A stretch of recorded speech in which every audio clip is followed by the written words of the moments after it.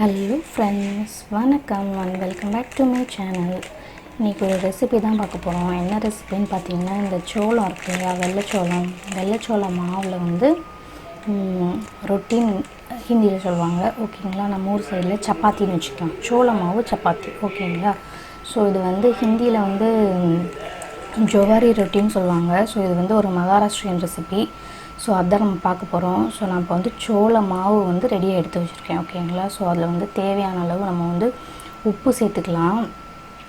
இது வந்து நீங்கள் ரைஸ் மில்லில் கொடுத்து வந்து நல்லா கோதுமை மாவு அரைச்சிப்போம் இல்லையா சப்பாத்தி போடுறதுக்கு. ஸோ அந்த மாதிரி நல்லா பட்டு மாதிரி அரைச்சி வாங்கிட்டு வந்துக்கோங்க. ஓகேங்களா. ஸோ இப்போ இதில் நான் வந்து ஹாட் வாட்டர் ஊற்றிருக்கேன், நல்லா கொதிக்கிற ஹாட் வாட்டர். ஸோ இதுக்கு வந்து மாவு எப்படி பிசைகிறோம் அப்படின்னா வந்து நம்ம இடியாப்பத்துக்கு மாவு பிசைவோம் இல்லையா. ஸோ ஹாட் வாட்டர் ஊற்றி பிசைவோம், இல்லை அப்படின்னா தண்ணி கொதிக்க வச்சுட்டு அதில் மாவு கொட்டி கிளறுவோம் இல்லையா. ஸோ அந்த மாதிரி தான் நீங்கள் பண்ணணும். ஸோ நான் இன்றைக்கி வந்து ஹாட் வாட்டர் ஊற்றி பிசைஞ்சிக்கிறேன். ஸோ இது ரொம்ப கஷ்டமாக இருக்கும் அப்படின்னு நீங்கள் நினச்சிங்கன்னா, ஒரு கடாயில் வந்து தண்ணி தேவையான அளவு 1 கப் மாவுக்கு 1 கப் தண்ணி வச்சுட்டு அது நல்லா கொதித்ததுக்கப்புறம் இது போட்டு நீங்கள் வந்து நல்லா மிக்ஸ் பண்ணிக்கலாம். ஓகேங்களா. ஸோ நம்ம எப்படி இடியாப்பத்துக்கு மாவு பசைவோமோ அதே மாதிரி தான் கொஞ்சம் கொஞ்சமாக தண்ணி விட்டு நல்லா சூடாக இருக்கணும் தண்ணி. இது ஏன் அப்படின்னா வந்து இப்போ நம்ம கோதுமையோ இல்லை மைதாவோ எடுத்தோன்னா வந்து அதில் க்ளூட்டன் இருக்கும், அதாவது இழுவைத்தன்மைன்னு சொல்லுவாங்க இல்லையா. ஸோ சப்பாத்தி மாவு மைதா மாவுலாம் இழுக்கும்போது இழுக்க வரும். பட் வந்து இந்த இதெல்லாம் அப்படி கிடையாது. இந்த மில்லட்ஸில் அந்த சோளம், அப்புறம் வரகு, அப்போ கேப்பையில் சப்பாத்தி போடுவோம் இல்லையா, அதுவும் இதெல்லாம் வந்து க்ளூட்டன் ஃப்ரீனா இழுவைத்தன்மை இருக்காது. ஸோ வந்து இதில் வந்து சப்பாத்தி போடுறது வந்து கொஞ்சம் கஷ்டம்தான். நம்ம வந்து தட்டி தான் போட போகிறோம். ஓகேங்களா. ஸோ அதுக்காக தான் வந்து மாவை வந்து நல்லா பிசைஞ்சிக்கணும் நீங்கள். ஸோ நான் இப்போ நல்லா மாவு பிசைஞ்சதுக்கப்புறம் இப்போ கையில் வந்து அந்த சோள மாவை வந்து டஸ்ட் பண்ணிக்கிறேன். ஸோ டஸ்ட் பண்ணிவிட்டு நம்ம சப்பாத்திக்கு ஒரு பால் எடுப்போம் இல்லையா, அதே சைஸ் வந்து ஒரு பால் சைஸில் வந்து மாவு எடுத்துக்கலாம். ஓகேங்களா. ஸோ மாவு எடுத்துகிட்டு நல்லா ரோல் பண்ணிவிட்டு இது டைரெக்டாக வந்து நம்ம வந்து சப்பாத்தி கல்லை வச்சு தேய்ச்சா வந்து வராது. ஓகேங்களா. ஸோ கையில் இந்த மாதிரி வந்து ஒரு கை வச்சுக்கிட்டு இன்னொரு கையில் வந்து நீங்கள் இந்த மாதிரி ரவுண்ட் ஷேப்பில் வந்து கொஞ்சம் பிடிச்சிக்கலாம். இப்படி உங்களுக்கு பிடிக்க வரல அப்படின்னா டைரெக்டாக இந்த மாதிரி பிளேட்டில் தட்டிட்டு இந்த மாவு இருக்குல்ல டஸ்ட் பண்ணிவிட்டு ஸோ 2 கை வச்சு இந்த மாதிரி தட்டிகிட்டே வரணும், ரவுண்ட் ஷேப்பில் வர்ற மாதிரி. ஓகேங்களா. ஸோ இந்த மாதிரி ஃப்ளாட் பண்ணிகிட்டே வரணும். ஓகே, இப்படி தான் வந்து பண்ண முடியும். ஸோ இன்னொன்று என்னென்னா வந்து இந்த சப்பாத்தி ரோல் பண்ணுறதுக்காக ஒரு மிஷின் இருக்கும் இல்லையா, ரோட்டி மேக்கர் மாதிரி, அது வந்து நம்ம சப்பாத்தி அதிலே போட்டு எடுத்துருவோம். இன்னொன்று வந்து ரைஸ் பத்திரிக்கெலாம் வந்து கேரளா ஸ்டைலர்ஸ் பண்ணுறம்போது சில பேர்லாம் வச்சுருப்பாங்க இல்லையா சப்பாத்தி ப்ரெஸ் மாதிரி. ஸோ அந்த மாதிரி உங்ககிட்ட இருந்ததுன்னா அதில் நல்லா ஆயில் ஸ்ப்ரெட் பண்ணிவிட்டு இது அதுக்குள்ளே வச்சு நீங்கள் ப்ரெஸ் பண்ணிங்கனாலே வந்து சப்பாத்தி மாதிரி வந்துடும். ஓகேங்களா. ஸோ அப்படி இல்லாதவங்க வந்து ஸோ இந்த மாதிரி கையிலேயே தட்டி தான் வந்து எடுக்கணும்.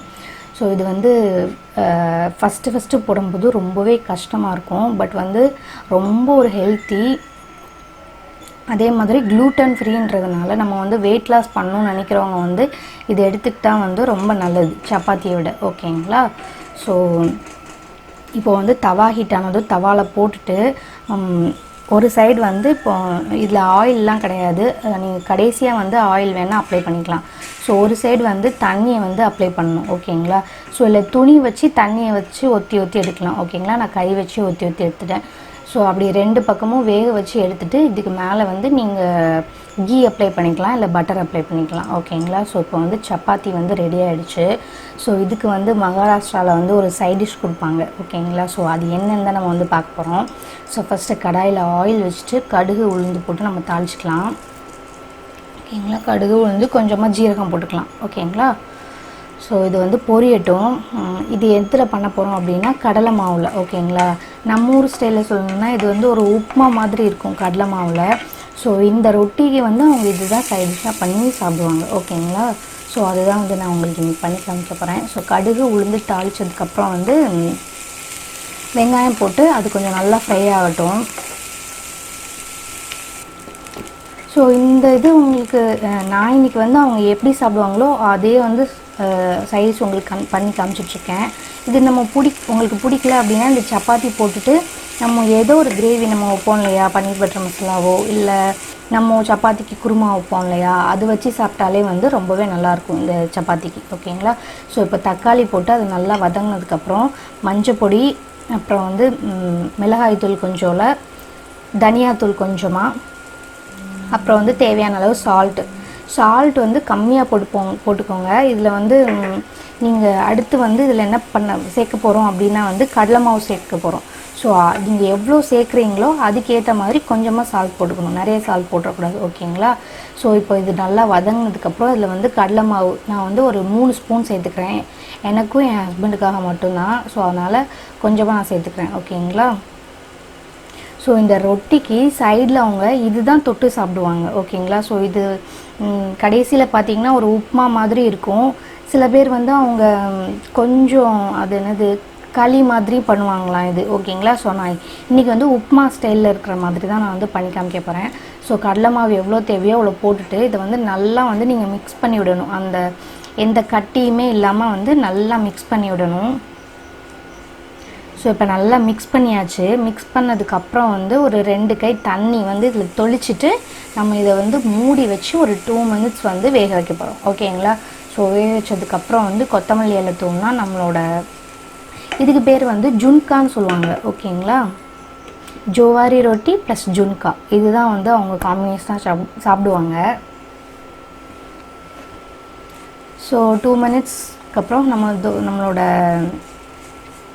சைடிஷ் வந்து ரெடி ஆகிடுச்சு. ஸோ இதில் வந்து கொத்தமல்லி தூவிட்டால் வந்து இது வந்து ரெடி ஆகிடும். ஓகேங்களா. ஸோ இதுதான் வந்து இதோட ரெண்டுமே காம்பினேஷன் இதுதான். மகாராஷ்டிரியனில் நம்ம எப்படி வந்து இட்லி தோசை நார்மலாக சாப்பிட்றோம் இல்லையா, ஸோ அந்த மாதிரி வந்து அவங்க டெய்லி வந்து இது எடுத்துப்பாங்க. ஓகேங்களா. ஸோ ரொம்பவே ஹெல்தி. நீங்களும் வந்து உங்கள் வீட்டில் ட்ரை பண்ணி பாருங்கள். இதில் ரொம்ப கஷ்டமான பார்ட் என்னென்னா அந்த ரொட்டி வந்து பண்ணுறது தான். ஓகேங்களா. ஸோ அது முடிஞ்சதுக்கப்புறம் நான் இப்போது என்ன பண்ணுறேன் அப்படின்னா ஒரு சப்ஜி வந்து பண்ணி காட்டுறேன். ஓகேங்களா. ஸோ அதே சப்பாத்திக்கு வந்து சைடிஷாக வந்து இந்த சப்ஜி பண்ணுறேன். அதில் வந்து ஜீரகம், ஆயில் காஞ்சதும் ஜீரகம், அப்புறம் வந்து பெருஞ்சீரகம் போட்டுட்டு கொஞ்சமாக வந்து காயப்பொடி சேர்த்துக்கிறேன் நான். ஓகேங்களா. ஒரு உருளைக்கிழங்கு சப்ஜி தான் இது. இதுவுமே வந்து ரொம்பவே நல்லாயிருக்கும். ஒரே ஒரு வத்தல் கிள்ளி போட்டுக்கிறேன் நான். இது மட்டும் இல்லை, நம்ம எந்த கிரேவி எந்த குருமா நம்ம வைக்கிறோம் இல்லையா, ஸோ அதை வச்சே வந்து அந்த சப்பாத்தி சாப்பிட்டுக்கலாம். நம்ம நார்மலாக பண்ணுற சப்பாத்தி மாதிரி தான் இருக்கும். ஸோ உங்களுக்கு அது வந்து தனியாக பண்ண வரல அப்படின்னு நீங்கள் நினச்சிங்கன்னா அது கூட பாதி கோதுமை மாவு மிக்ஸ் பண்ணி நீங்கள் பசஞ்சிக்கலாம். ஸோ தட் உங்களுக்கு சப்பாத்தி மாதிரி பண்ணுறதுக்கு வந்து ரொம்ப ஈஸியாக இருக்கும். ஓகேங்களா. ஸோ ரொம்ப ஹெல்தி. நீங்களும் உங்கள் வீட்டில் வந்து ட்ரை பண்ணி பாருங்கள். ஸோ இப்போ வெங்காயம் வந்து நல்லா வதங்கினதுக்கப்புறம் இப்போ வந்து நம்ம தக்காளி சேர்த்துக்கிறோம். தக்காளி வந்து நல்லா வதங்கட்டும். ஸோ வதங்கினதுக்கப்புறம் இப்போ வந்து இதில் மசாலாலாம் நம்ம சேர்க்க போகிறோம். ஓகேங்களா. ஸோ மஞ்சள் பொடி கொஞ்சோல, அதே சில்லி பவுடர், அப்புறம் பார்த்திங்கன்னா தனியாத்தூள் கொஞ்சமாக, ஸோ கொஞ்சமாக கரம் மசாலா, அப்புறம் தேவையான அளவு சால்ட். ஓகேங்களா. ஸோ இதில் வந்து தக்காளி வந்து நான் ஒரு மீடியம் சைஸ் தக்காளியாக வந்து ஒரு 2 தக்காளி, மீடியமில் அதோட கொஞ்சம் பெருசாகவே இருக்கணும் வைங்களேன், ஒரு 2 தக்காளி தான் வந்து இதில் கொஞ்சம் ஃப்ளேவர். ஓகேங்களா. ஸோ அதனால் தக்காளி கொஞ்சம் அதிகமாக போடுங்க. ஸோ இப்போ கொஞ்சமாக தண்ணி விட்டுட்டு இப்போ நம்ம வந்து இதை வந்து ஒரு கொதி விட்டுடலாம், இந்த மசாலா பச்சை வாசனை போவதுக்கு. ஸோ போய் முடிஞ்சதுக்கப்புறம் நம்ம இப்போ வேக வச்ச வந்து உருளைக்கிழங்கு வந்து இதில் போட்டுக்கலாம். ஓகேங்களா. ஸோ உருளைக்கிழங்கு போட்டுட்டு நல்லா மிக்ஸ் பண்ணி விடணும்.